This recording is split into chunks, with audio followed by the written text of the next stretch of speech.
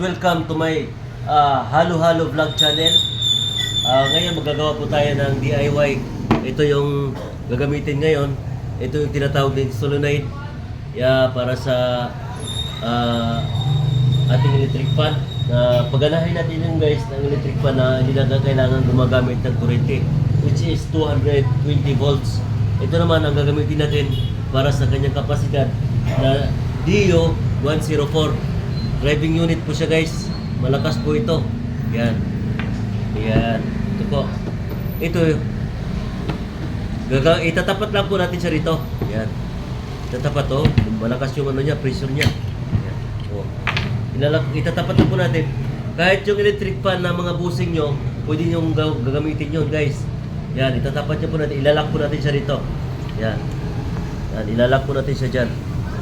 Yan. Yan, ilalak para hindi gagalaw. Yan guys. Yan. Itong electric pa naman, ito. Babalatan ko to.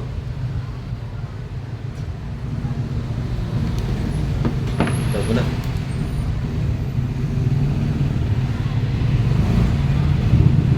Ito yung positive, ito yung negative. Yan. Positive na sa kanan, negative na sa kaliwa. Yan guys. Yan, ikutin mo natin to. Yan o. Wala, ano yun. Kasi magnetic po siya. Tapos meron tayong copper wire. Siya yung mag-eliminate doon sa magnetic natin na magkakaroon ng pressure papunta doon sa electric fan. Yan guys. Subukan natin guys.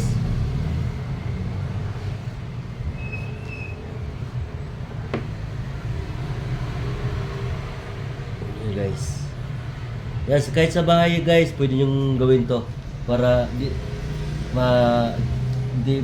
na magsaya sa kuryente, matipid. Wala na to, wala na tayong kailangan kuryente nito. Yan, 220 volts na ito. Kasi mataas tong solenoid na ginagamit ko, copper wire. Marami to. Ayan o, i-focus mo to, yan. Yan po siya. Yan o.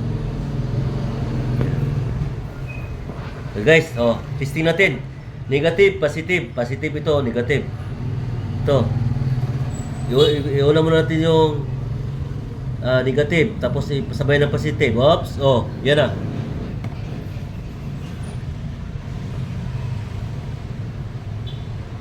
Yan, guys. Patayin ko.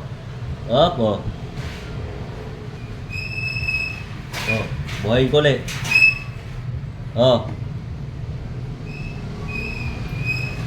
Yan guys. Malakas talaga. 220 volts po yan.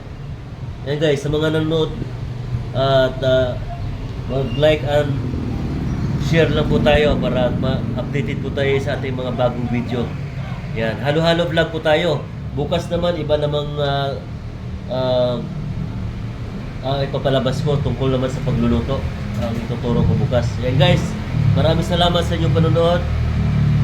Bye!